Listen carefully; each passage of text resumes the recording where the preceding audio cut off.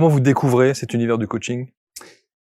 Bah, en fait, l'éducation populaire a été pour moi une période extrêmement riche dans ma vie, mais d'une certaine manière, je trouvais qu'elle allait pas assez loin dans la lutte contre les aliénations, dans la lutte contre le fait que finalement on est tous programmés par notre éducation, par la société de consommation, par plein de choses. Les codes. Ouais, voilà.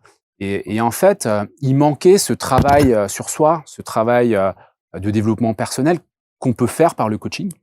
Et puis le coaching, ça a été en complément de tout un tas d'autres formations que j'ai eues par ailleurs, en Reiki, en transmutation de la mémoire cellulaire, en mindfulness, etc.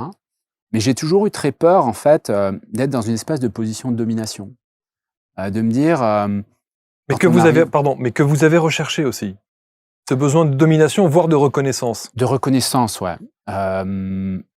Je cherchais un besoin de reconnaissance parce que j'avais pas suffisamment d'estime de moi, Ouais. clairement. Ça a pu se matérialiser, se concrétiser par certains moments dans une posture de domination. Ouais. Mais heureusement, j'ai pu me libérer de ça, ouais. Ouais.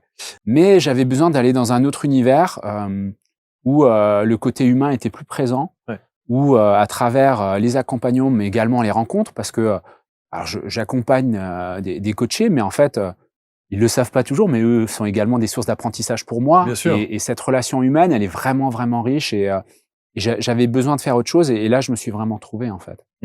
Donc, vous décidez de devenir coach. Ouais. Ce qui est d'ailleurs, le terme coach, est d'ailleurs souvent remis en question.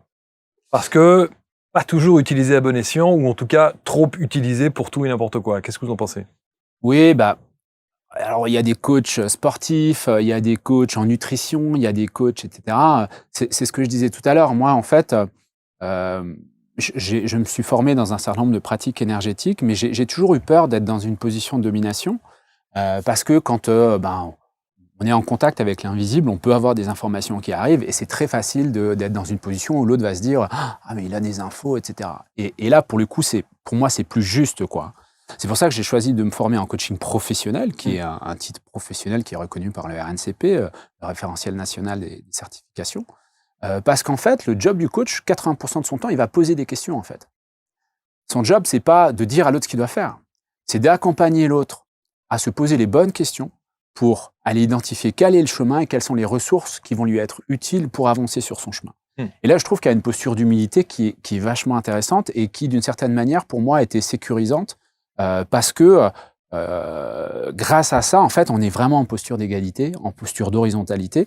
Après, je viens doper ça avec des états modifiés de conscience et un petit peu d'énergétique, pour ceux qui le souhaitent, mais tout le monde ne le souhaite pas forcément, pour favoriser les prises de conscience et permettre aux coachés d'aller plus rapidement dans leurs avancées, dans leurs objectifs.